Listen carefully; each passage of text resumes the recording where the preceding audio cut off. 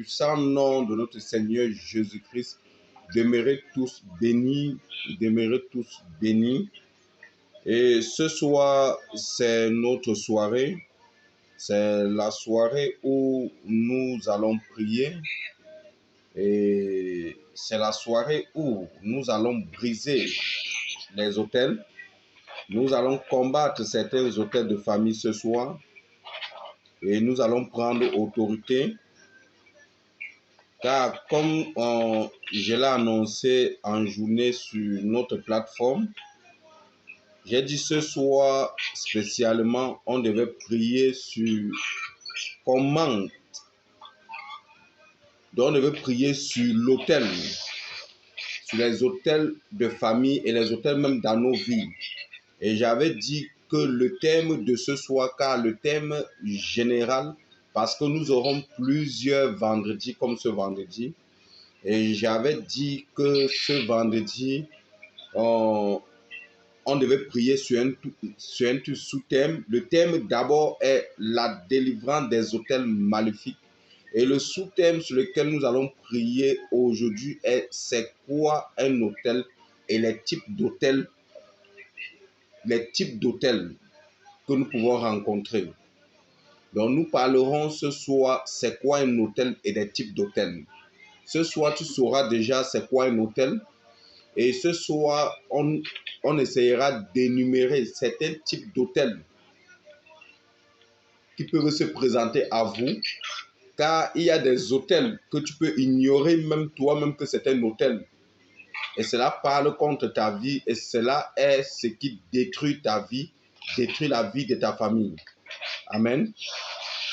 C'est la raison pour laquelle ce soir, nous parlerons de c'est quoi un autel. Par la grâce de Dieu, nous essayerons d'expliquer déjà c'est quoi un autel et nous allons également énumérer quelques types d'autels que nous pouvons rencontrer et nous allons rapidement dans un passage biblique, le passage qui a été annoncé.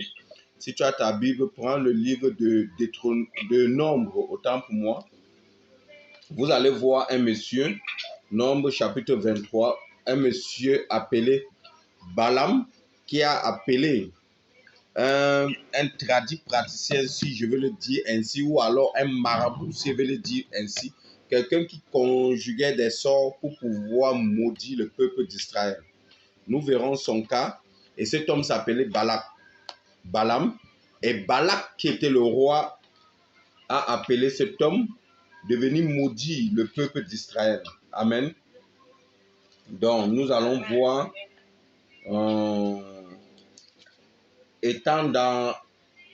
nous allons voir et nous allons comprendre à travers ce texte beaucoup de choses. Nous allons comprendre beaucoup des aspects spirituels que nous ignorons. Car ce soir, nous sommes sur des autels. Nous allons, à travers ce texte, faire ressortir déjà c'est quoi un autel. Amen. Donc, toi qui as ta Bible, ouvre dans le livre de Nombres. Normalement, c'est le livre de Nombres, chapitre 23, du verset 1 au verset 30. Mais nous n'allons pas prendre le temps de lire tout. Nous allons lire quelques petits passages, nous allons lire quelques points et nous verrons la suite après. Nous pouvons déjà lire de Nombre 23, du verset 1 au verset 3. Je lis dans ma version le Semeur. La Bible dit dans ma version, alors Balaam dit à Balak, construis-moi. Balaam, qui était le roi, a appelé Balak, qui était le divin, qui était le voyant, comme il y a des voyants aujourd'hui, des marabouts qui sont des voyants. Donc Balaam dit à Balak, construis-moi ici 7 autels et prépare-moi 7 taureaux prépare-moi 7 taureaux. Il dit, construis-moi ici 7 autels et prépare-moi 7 taureaux et 7 béliers. Balak fit ce que Balaam lui avait demandé et ensemble ils offrirent un taureau et un bélier sur chaque autel. Balaam dit à Balak, reste ici près de ton holocauste. L'holocauste était le sacrifice. Pendant que je me rendrai à l'écart, peut-être l'Éternel viendra-t-il à ma rencontre, alors je le communiquerai ce qu'il me révélera. Et il s'en alla sur cette crête. Amen. Déjà ici, avant de commencer, nous allons prier pour remettre ce moment entre les mains du Seigneur. Comme j'ai dit tantôt, nous allons prier ce soir sur les autels. Et ce genre de thème est un thème souvent sensible parce que le monde des esprits n'aime pas cela. Parce que c'est les moments auxquels nous dévoilons les trucs spirituels. Et le monde des esprits ou le monde spirituel aime quand le peuple de Dieu est dans l'aveuglement. Car lorsque nous sommes dans l'aveuglement, nous ne pouvons pas comprendre les choses spirituelles.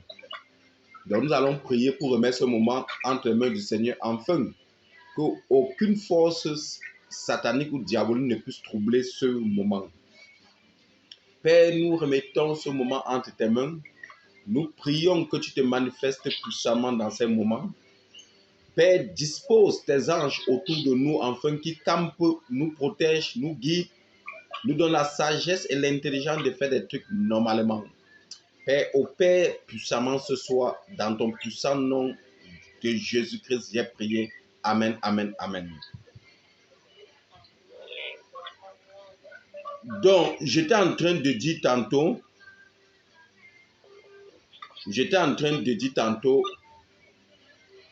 Balaam a appelé Balak et il lui a dit, maudis-moi ce peuple. Il avait vu le peuple d'Israël qui avançait et comme il avait confiance à son divin, parce que son divin, pour vous dire vrai, quand il maudissait un peuple, ça se produisait. Mais cette fois-ci, il est mal tombé parce que le divin lui-même lui dit, laisse-moi aller consulter d'abord et voir si ce peuple peut être maudit. Amen. Donc, ceci nous ramène à une chose. C'est quoi? C'est que même le monde satanique et le monde démoniaque connaît les principes bibliques, connaît les principes spirituels. Ils ne peuvent faire les choses comme ils veulent. Ils font les choses selon le principe spirituel.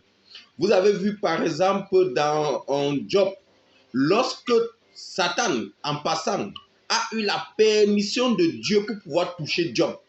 Donc ça veut dire dans le monde spirituel, les trucs ne se passent pas comme ça. Si Dieu t'a lâché à un certain moment et qu'on peut te toucher, c'est parce que tu es sûrement en erreur ou sûrement tu n'es plus sous sa protection.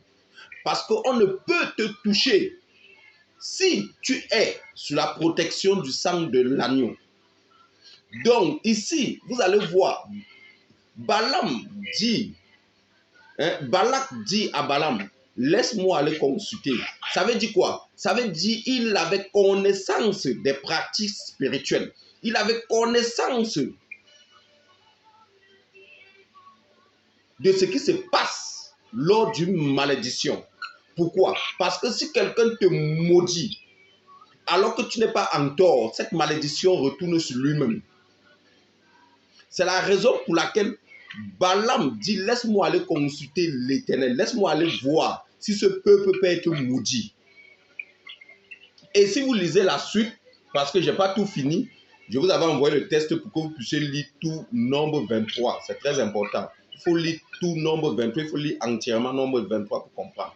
Si vous allez dans la suite, vous allez voir que lorsque Balak va consulter l'Éternel, l'Éternel lui fait comprendre que ce peuple ne peut être maudit. Suivez un peu ce que la Bible nous dit au verset 8, toujours de Nombre 23. La Bible dit ici, à partir du verset 7, alors il dit, déclama cet oracle d'Aram. Balak m'a fait venir, oui, le roi de Moab m'a fait venir des monts de l'Est.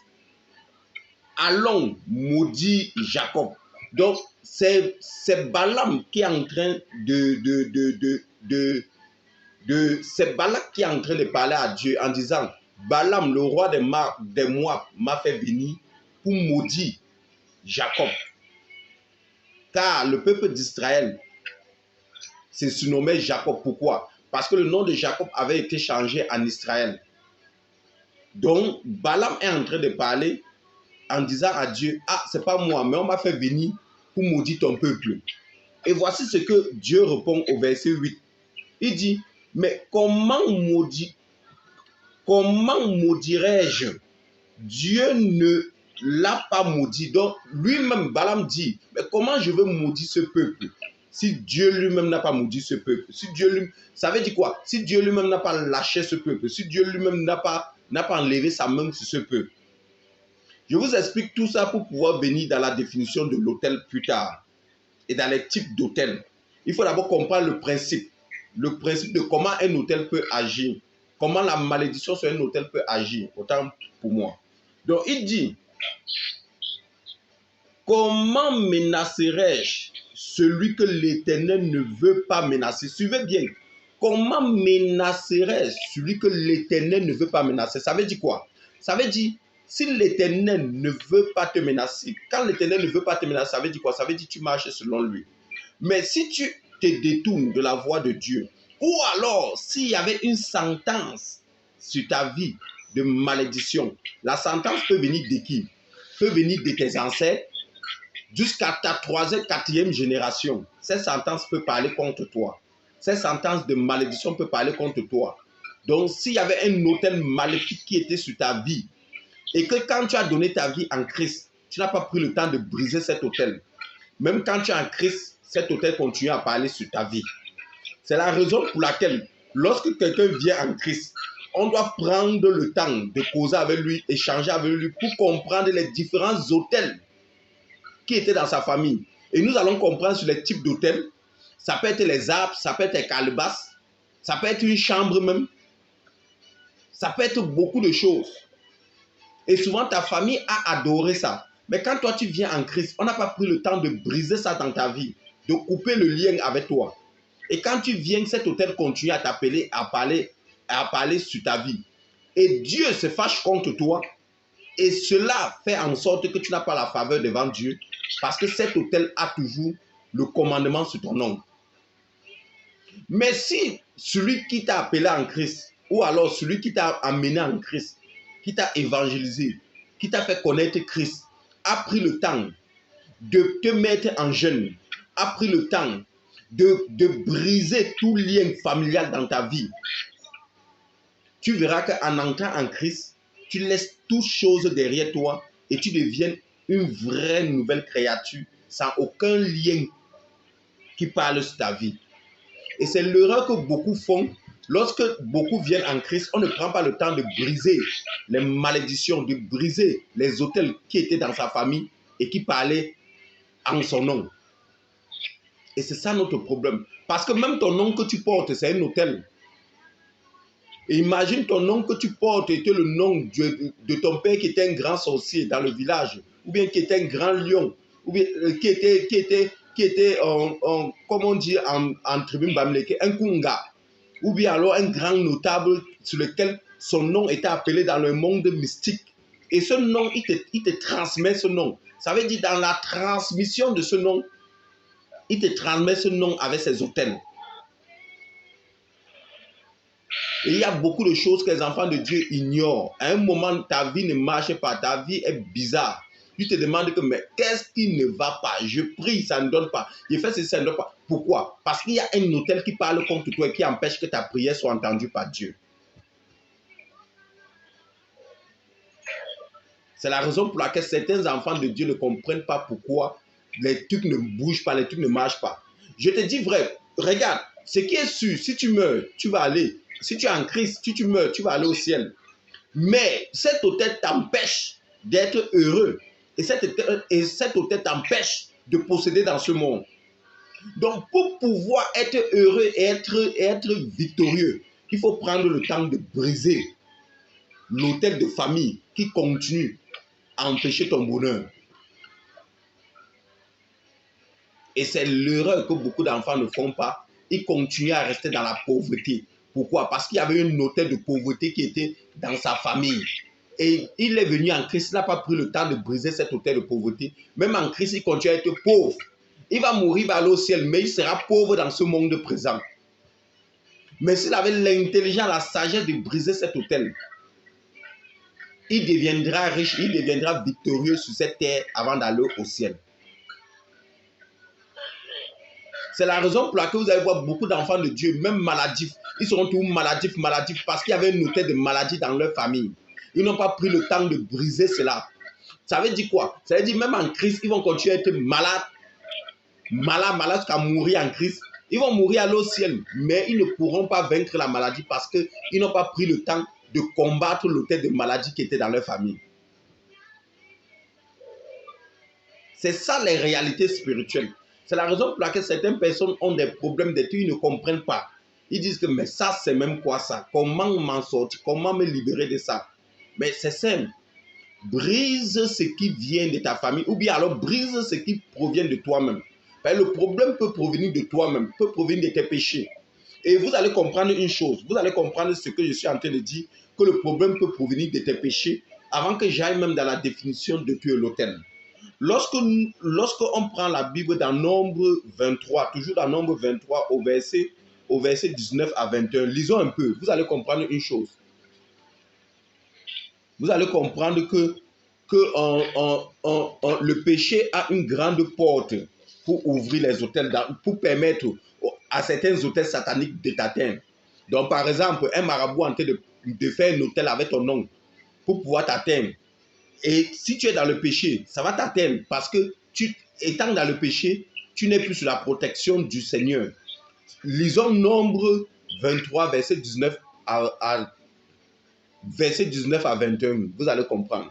La Bible dit dans ma version, le semeur, Dieu n'est pas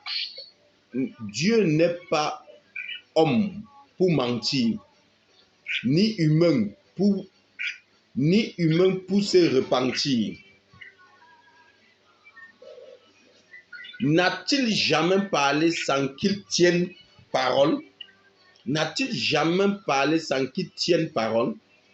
Et n'accomplit-il pas ce qu'il a déclaré? Oui, j'ai reçu la charge de prononcer une bénédiction. Suivez bien, c'est Balaam. C'est Balak qui est en train de parler à Balaam. Il est en train de dire à Balaam les choses spirituelles parce que Dieu l'avait parlé. Il dit, oui, j'ai reçu la charge de prononcer une bénédiction. Donc il dit que lorsqu'il allait consulter Dieu, il a reçu la charge de bénir plutôt le peuple d'Israël au lieu de le maudire comme Balaam voulait. Il dit, j'ai reçu la charge de prononcer une bénédiction. Il a béni. Donc il dit, Dieu a béni ce peuple. Je n'y changerai rien. Il dit à Balaam que Dieu a béni ce peuple. J'ai reçu la charge de les bénir. Je ne peux rien changer. C'est plus fort que moi. Ce n'est pas un peuple que je peux maudire parce que c'est Dieu lui-même qui les a bénis. Il continue en disant au verset 21. Suivez bien, c'est le verset 21 qui est très important. Il dit, il n'a pas constaté de péché chez Jacob. C'est très important. Il dit que Dieu n'a pas constaté. Donc Dieu n'a pas vu que le peuple d'Israël, Jacob était le peuple d'Israël. Donc il dit Dieu n'a pas vu de péché en ce peuple. Dieu n'a pas vu d'erreur en ce peuple. Dieu n'a pas vu de faute en ce peuple. Suivez bien, il dit Dieu n'a pas constaté de péché chez Jacob. Et il ne trouve pas de mal en Israël. Oh, c'est très puissant. Il dit, et il ne trouve pas de mal en Israël. Donc, qu'est-ce qui cause souvent notre perte? C'est le mal, le péché. Lorsque nous sommes dans le mal et le péché, quelqu'un lance un sort contre toi, ça va t'atteindre. Parce que tu n'es plus dans ta justice. Quelqu'un lance une parole de malédiction contre toi, ça va t'atteindre. Si tu vis une vie de péché, ne t'étonne pas qu'on t'a maudit. On t'a maudit avec une maladie. On t'a maudit avec la pauvreté. On t'a maudit avec quelque chose, ça t'atteint. Pourquoi? Parce que le sang de l'agneau ne te couvre plus. Ton péché dans lequel tu es en train de vivre est en train de laver, est en train de pousser, est en train de nettoyer le sang de l'agneau qui doit te sécuriser.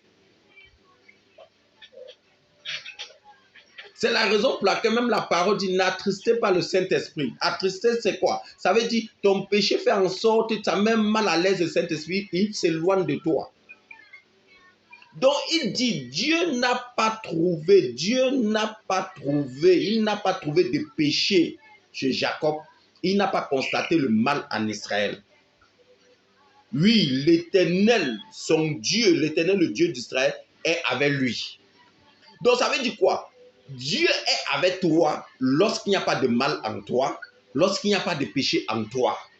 Personne ne peut te toucher. Personne ne peut te toucher. Je le répète bien, personne ne peut te toucher.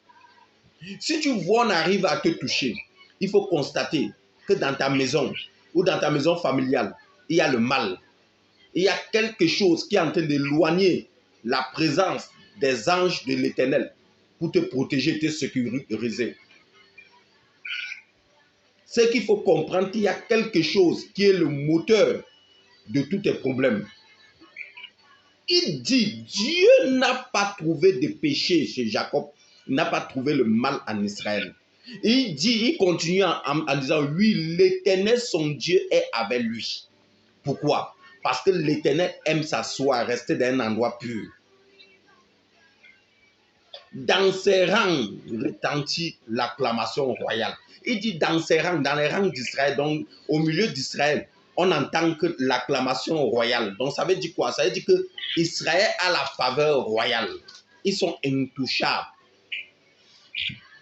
Je déclare qu'après ce moment, ce soir, tu deviendras également intouchable.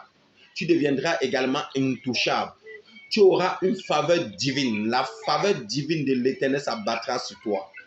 Peut-être tu as été dans l'erreur, peut-être ta famille a été dans l'erreur à cause des hôtels familiales ou un hôtel que toi-même tu as créé, ou alors à cause de ton péché, de tes iniquités, à cause du mal que tu as fait. Certains hôtels qui ont été montés, fabriqués contre toi, qui ont été programmés contre toi ont eu effet. Mais je prie et je déclare qu'à partir de cette soirée, l'Éternel brisera cela. L'Éternel brisera cela. La malédiction qui parlait contre toi sera brisée au nom de Jésus. Oh, Jesus. Je sens qu'il y a une puissance qui va bientôt monter. Je sens qu'il y a une puissance qui va bientôt monter. Nous allons finir. Il est important d'enseigner d'abord, avant qu'on entre dans la prière. Excusez-moi de l'enseignement. Nous savons... Donc, vous savez que c'est une veillée. Nous allons prendre au moins 45 minutes à 1 heure pour vous enseigner, avant qu'on entre dans la prière. Si on se met à prier sans enseigner, vous n'allez pas comprendre de quoi il s'agit. Donc, il est important que vous puissiez comprendre un peu avant qu'on entre dans la prière. Là, en priant, tu sais sur quoi tu pries et de quoi même il s'agit. Si tu te mets à prier sans savoir de quoi il s'agit, c'est aussi un problème. Amen. Donc l'Éternel agira. C'est le péché. Le péché peut ouvrir les portes. Le péché peut ouvrir les portes aux hommes méchants de ta terre. Le péché ou le mal. Si tu vis dans le péché ou le mal, si ta famille a vécu dans le péché ou le mal, exemple, ton père et ta mère ont été des maquis, ont fait le tueur maquis, ont été des tueurs dans leur temps, ont découpé des gens, ont sacrifié des gens. Et que toi, tu n'as pas pris le temps de couper ton lien, ton cordon ombilical avec tes parents. Le mal, la méchanceté, le péché peut toujours t'atteindre. Ou alors si toi-même tu vis dans le péché, tu vis dans le mal, cela peut t'atteindre et ouvrir la porte à certains méchants qui vont déclarer les paroles contre toi, qui vont déclarer les malédictions contre toi, qui vont déclarer des trucs sur n'importe quel hôtel où ils vont se placer, parler contre toi, cela va t'atteindre. C'est la raison pour laquelle nous sommes touchés. Beaucoup d'enfants de Dieu sont touchés par certains hôtels maléfiques qui parlent contre eux. Ils ne comprennent pas comment ils sont toujours malades. Ils ne comprennent pas comment ils sont toujours pauvres. Ils ne comprennent pas comment rien n'avance dans leur vie. Ils ne comprennent pas comment ils font des efforts, mais rien ne produit. Rien ne produit. Alors que d'autres font moins d'efforts que eux, mais ça produit beaucoup de choses. Mais eux, ils font les efforts. Ça ne produit rien. Parce qu'il y a sûrement un hôtel. Un hôtel qui parle contre toi avait raison. Il peut parler contre toi à cause du mal de tes parents ou à cause de ton propre mal, à cause du péché de tes parents ou à cause de ton propre péché.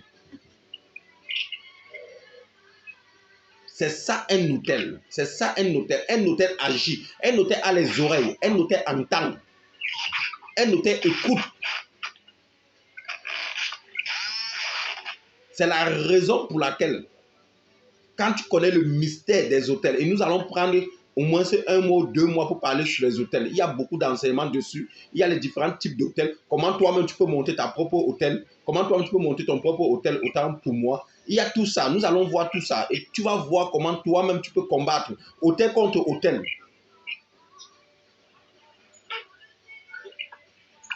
Jésus-Christ lui-même est venu. Donc Jésus-Christ lui-même s'est donné comme un hôtel. La croix sur laquelle Jésus a été crucifié était un hôtel. Et c'est l'autel qui est au-dessus de tous les autels. Mais vous allez comprendre une chose. Dieu ne peut pas te protéger si tu n'es pas connecté à son autel. Et quand tu commences à vivre une vie de méchanceté ou de péché, ça veut dire son autel qui est la croix ne peut plus te couvrir.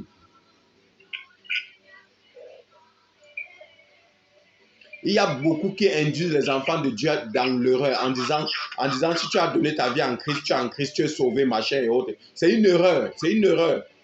Ça fait en sorte que les enfants de Dieu vivent dans le péché, le péché, le péché. Et ils sont attaqués. Et les attaques les touchent. Pourquoi? Parce qu'il n'y a plus d'autel qui parle en leur faveur. Quand un autel parle en ta faveur, tu es intouchable. Comme Dieu, le peuple d'Israël, Dieu était leur autel. Et Dieu a dit à Balak, ce peuple n'a pas de péché. Ce peuple n'a pas de mal en eux. Vous ne pouvez pas leur maudire. Comme aujourd'hui, toi qui as accepté Christ, en Christ, si tu as pris le temps de briser les autels qui parlaient sur ta vie à juste raison, si tu as pris le temps de briser cela en entrant en Christ, en prenant le sang de Christ pour pouvoir laver ces autels, tu seras libéré de ces autels. Mais si tu as lavé et que tu retombes dans le péché, tu actives encore ces autels. Il y a les gens qui ont brisé en entrant même à Christ certains autels sur leur vie. Mais à travers certains péchés qu'ils commettent aujourd'hui, ils ont réactivé. Parce qu'on peut réactiver un autel. Un autel ne meurt pas. On peut réactiver un autel.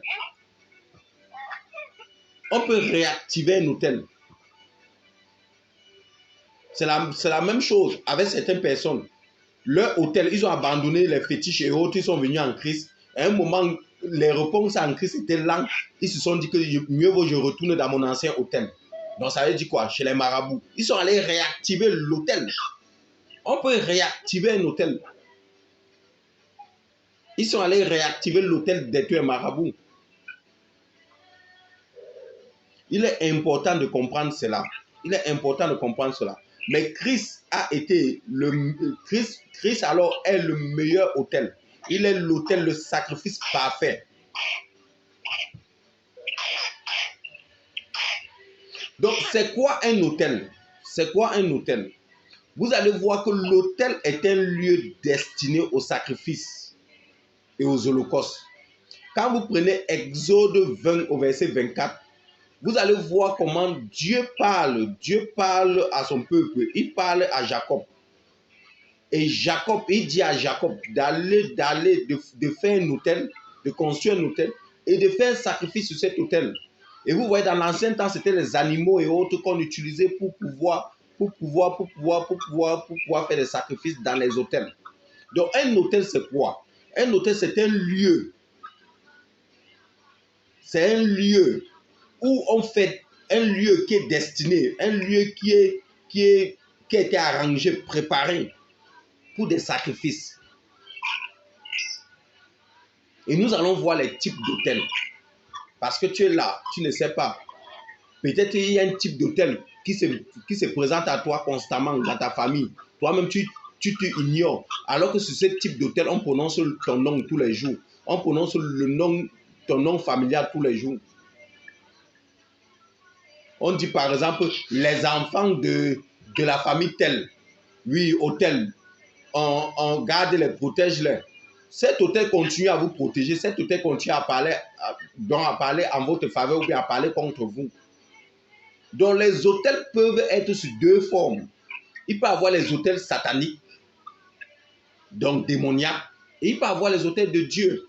Ici, nous voyons que Dieu a dit à Jacob, dans Exode 20, si vous lisez Exode 20 au verset 24, vous allez voir que Dieu dit, si on peut lire Exode 20 au verset 24, pour que vous puissiez mieux comprendre, Exode 20 au verset 24, j'ouvre et je lis la parole. Là où vous allez facilement comprendre ce que je suis en train de dire. Exode 20, verset 24. C'est important. C'est les messages comme ça que vous devez garder et faites beaucoup attention. Il y a beaucoup de révélations et de vérités qui sortent. Ok, Exode 20, verset 24, la Bible nous dit, vous, c'est Dieu qui parle à Jacob. Et Dieu dit, l'Éternel parle à Moïse, autant pour moi. Donc, il parle aux enfants de Dieu, Jacob. Il dit, vous construirez pour moi un autel. Donc, Dieu est en train de donner les consignes à Moïse.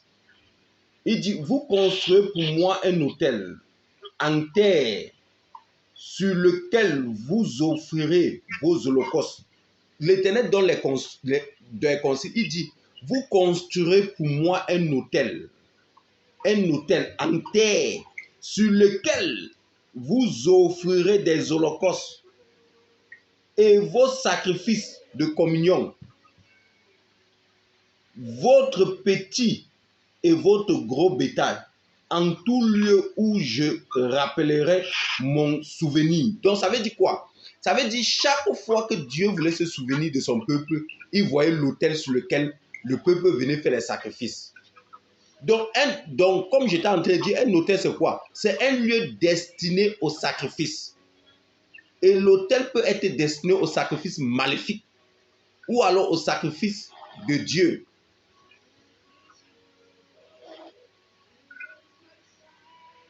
Donc la Bible ici nous montre que l'autel est un lieu où les démons peuvent se souvenir de toi, ou alors c'est le contraire, ou alors soit les démons se souviennent de toi, ou c'est Dieu qui se souvient de toi.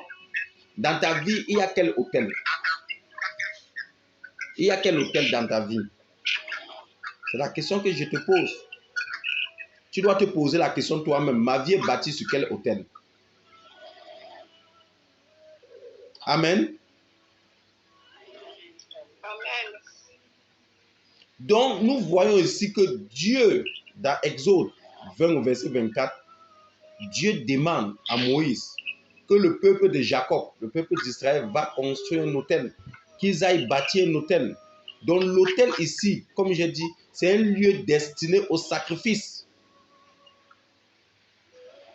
C'est un lieu destiné au sacrifice. L'autel peut être un lieu d'adoration pour les idoles ou alors d'adoration pour Dieu. Par exemple, dans une église, l'autel qui a été conçu, c'est un lieu d'adoration pour Dieu. C'est vrai qu'il y a certaines églises sataniques où l'autel, c'est un lieu d'adoration même du diable. Donc l'autel peut être construit pour adorer Dieu ou pour adorer le diable.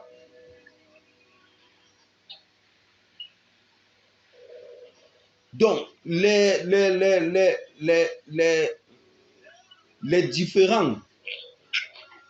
différentes constructions d'hôtels qu'on peut avoir, les différents styles, les différentes constructions, dont les différents hôtels qui peuvent être construits.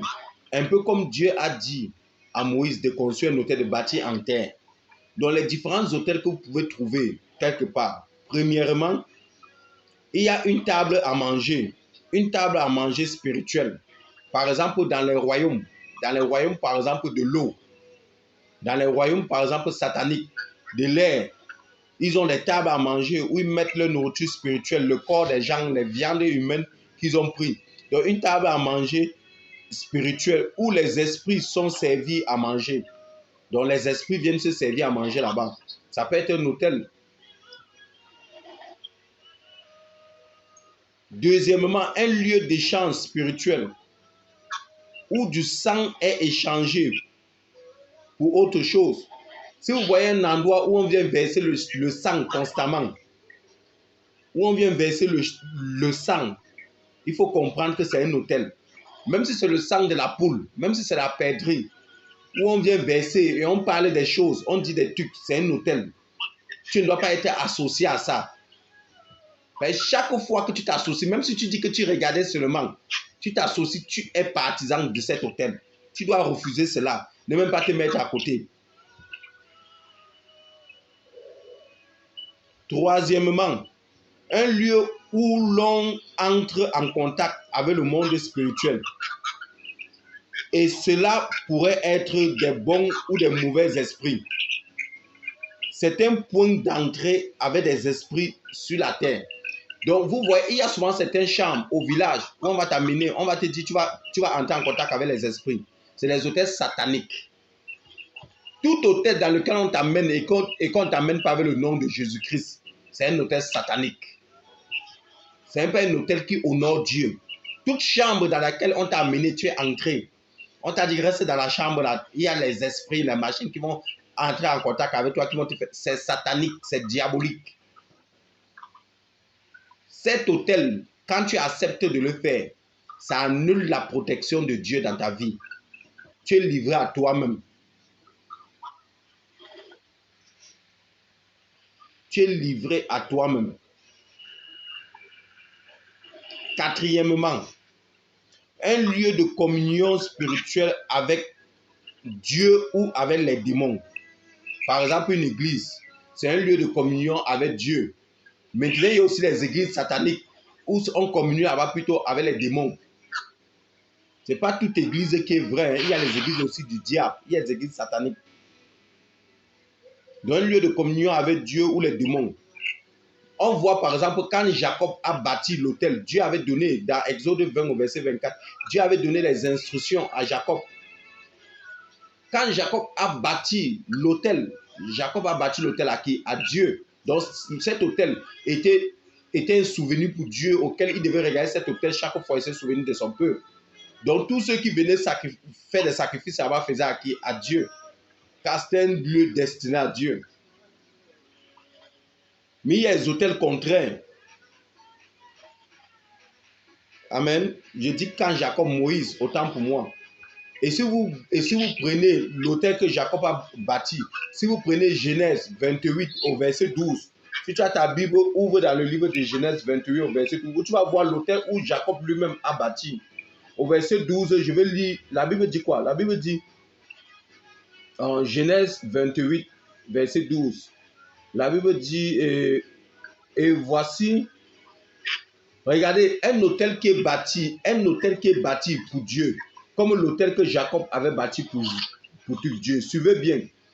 Dans Genèse 28, au verset 12, la Bible dit, dans son rêve, il vit une sorte d'escalier reposant sur la terre. Et donc, le haut atteignait le ciel.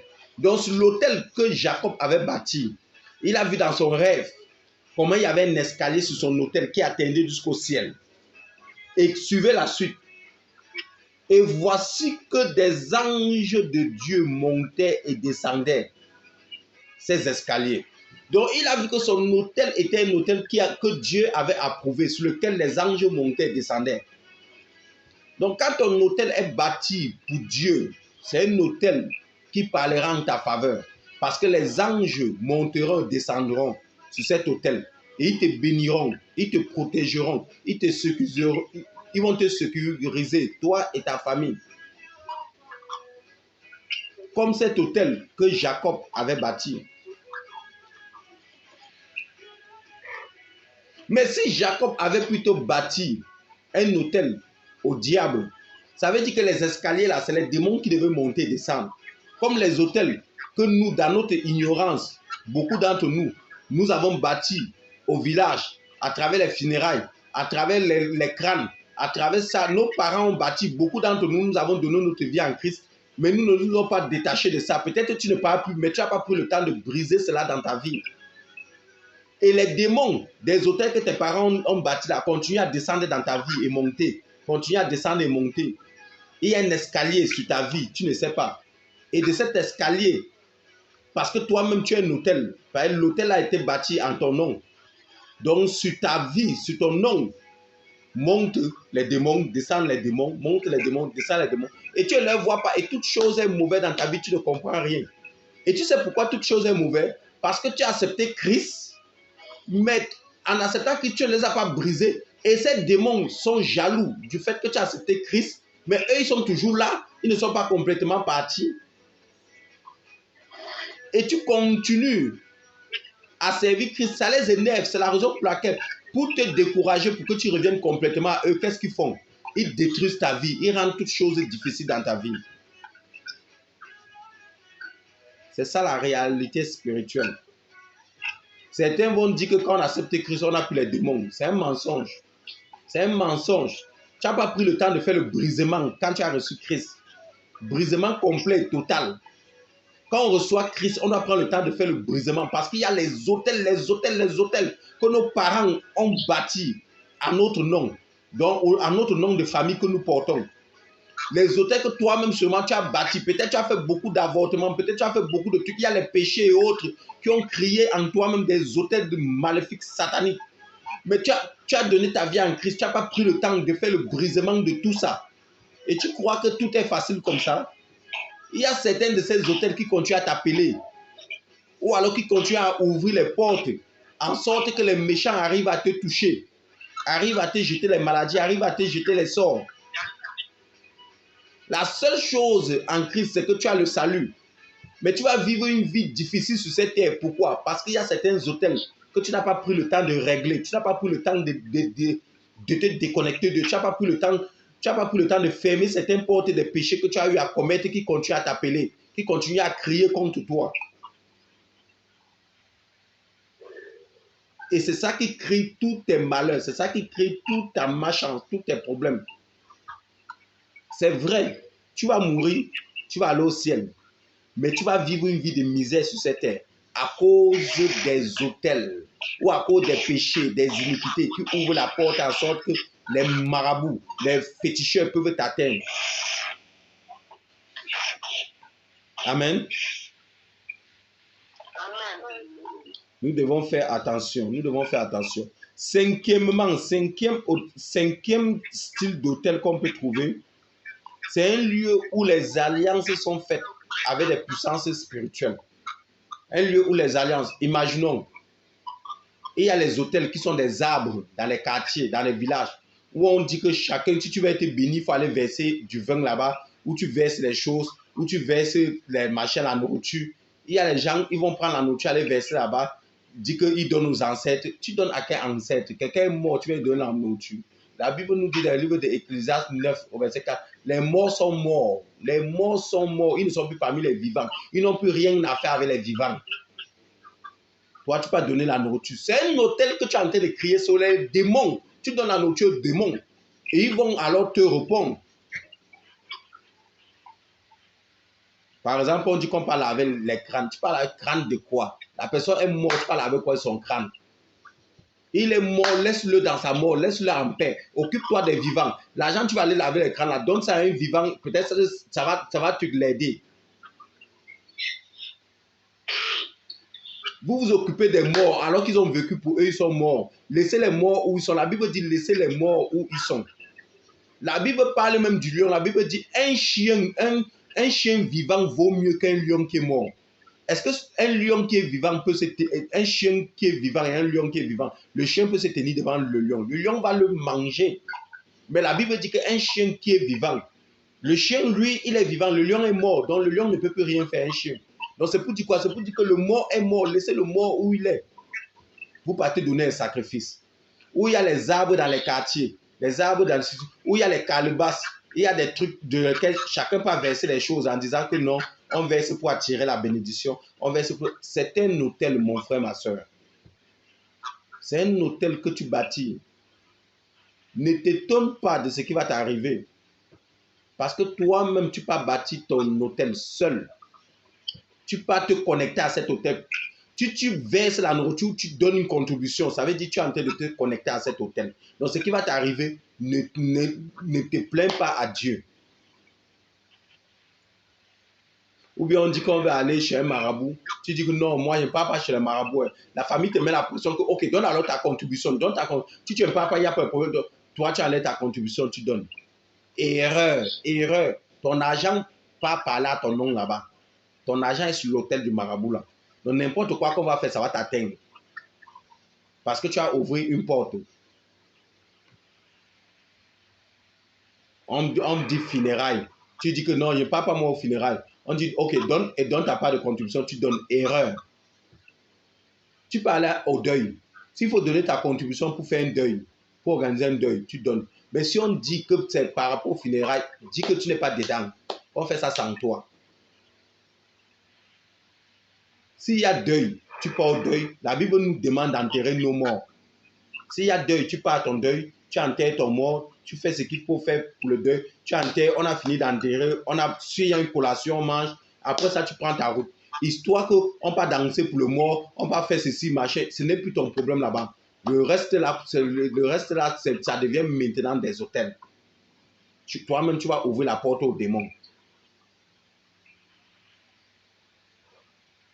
Cinquièmement,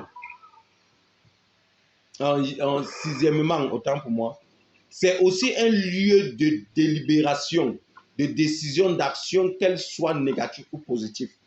Donc les hôtels, c'est le lieu souvent négatif. Quand on parle négatif, ça veut dire quoi? Ça veut dire dans les lieux de sorcellerie et autres, c'est où ils prennent les décisions négatives, sataniques, diaboliques pour pouvoir agir. Quand on dit que les sorciers font les réunions, que vous voyez les sorciers qui volaient en l'air, ils sont tombés sur les toits. Ils allaient dans leurs réunions, dans leurs hôtels pour prendre les décisions. Comment ils vont détruire la vie de X ou bien Y. Comment ils vont faire ceci ou cela. La même chose que toi, tu peux bâtir ton truc hôtel, c'est un endroit positif pour toi. La même chose que tu peux te connecter à un hôtel dans une église, être connecté à cette église, être connecté à une plateforme, par exemple, quand la plateforme Jésus a triomphé, c'est un hôtel. Tu es réellement connecté à cette plateforme. Tu es réellement connecté à l'homme de Dieu sur cette plateforme. Ça veut dire qu'un hôtel va aussi parler en ta faveur. C'est pour ça que Jacob, vous allez voir dans la marche de Jacob, Jacob a bâti plus de 20 hôtels. Il bâtissait les différents hôtels, parce que c'est les hôtels qui parlent contre les hôtels. Il faut bâtir des hôtels pour détruire d'autres hôtels. Comme en acceptant Christ, tu as accepté Christ pour détruire d'autres hôtels qui étaient sur ta vie.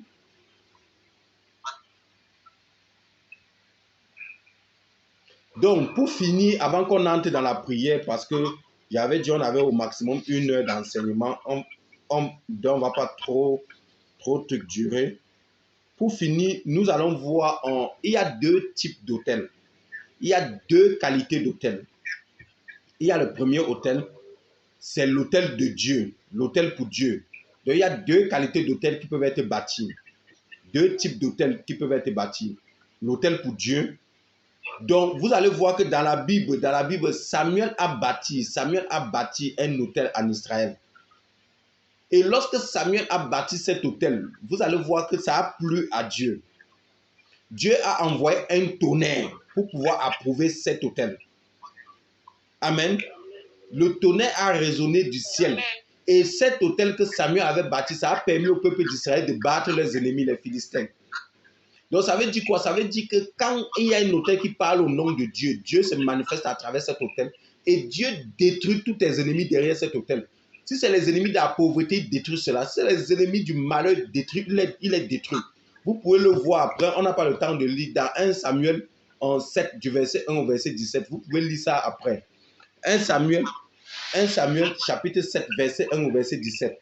Vous allez voir l'hôtel que Samuel a pu bâtir et qui a parlé en faveur du peuple d'Israël. Amen. Jésus-Christ est mort sur la croix pour nous en tant qu'un sacrifice. C'est également un hôtel. Le sacrifice de Christ est un hôtel pour nous. C'est un autel de sacrifice, c'est un autel pour nous également. Amen.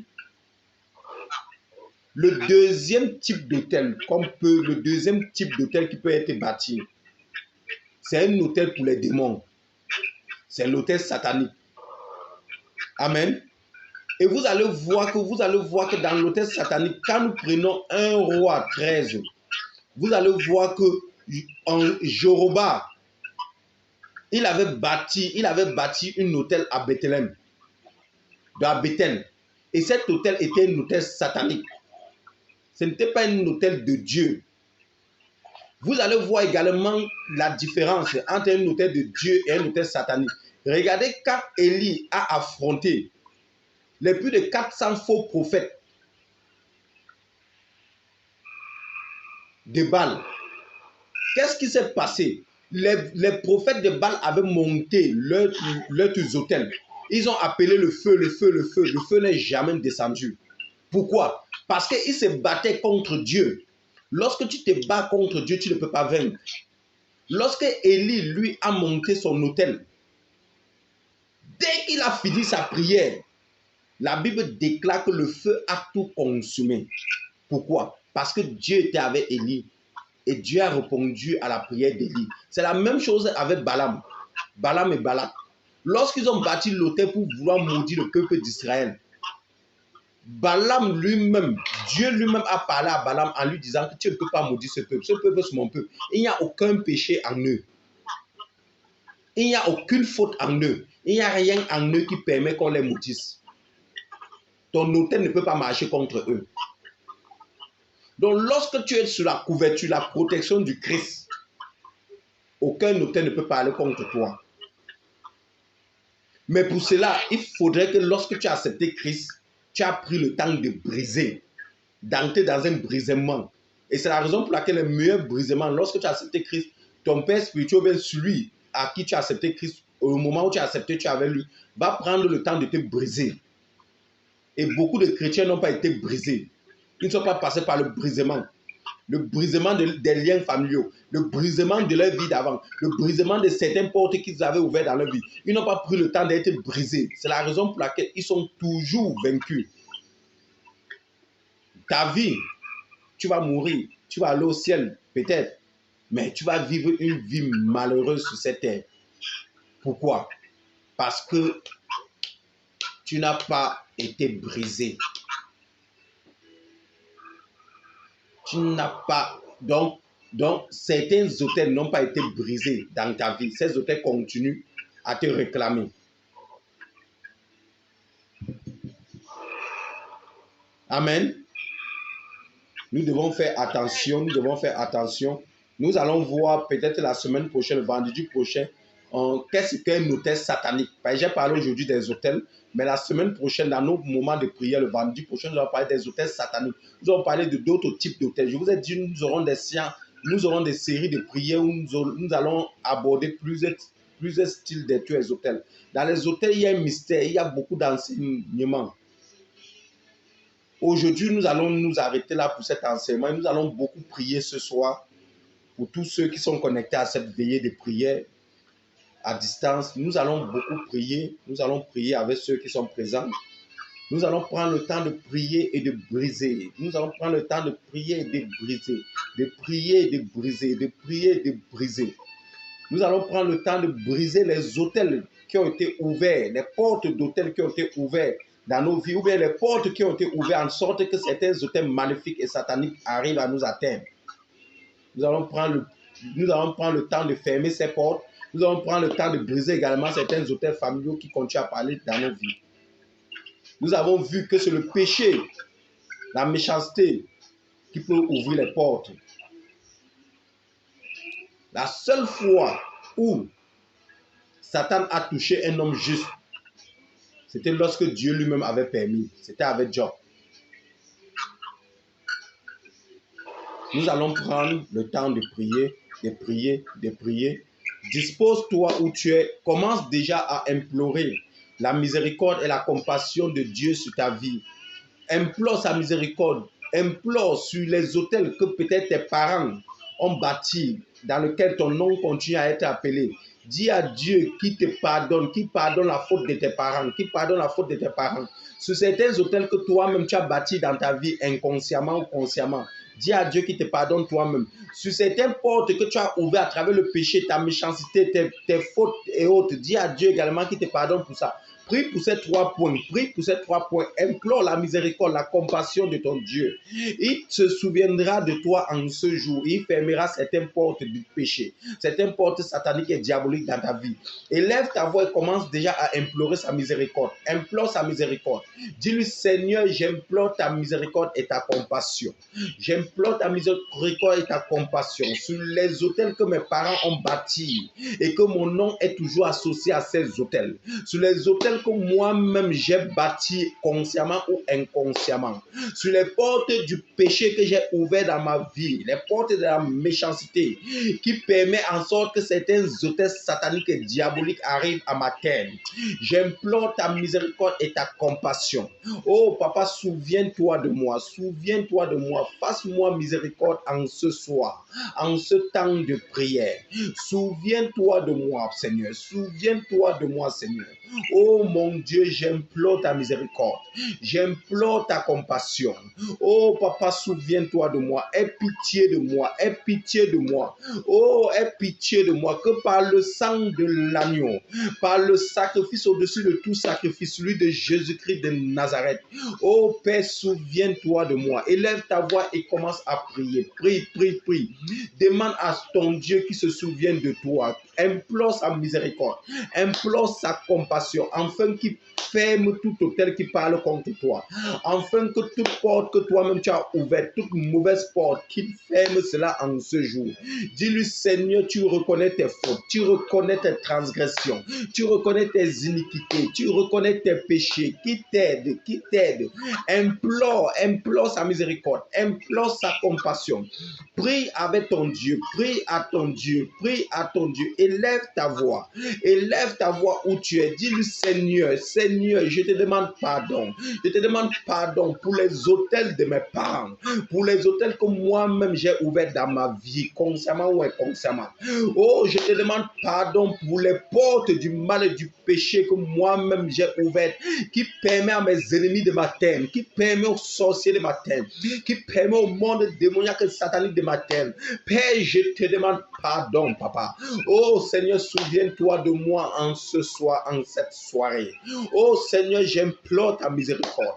J'implore ta compassion, mon Dieu, mon roi. J'implore ta compassion, mon Dieu, mon roi. J'implore ta compassion, mon Dieu, mon roi. Papa, souviens-toi de moi, Seigneur. Oh, souviens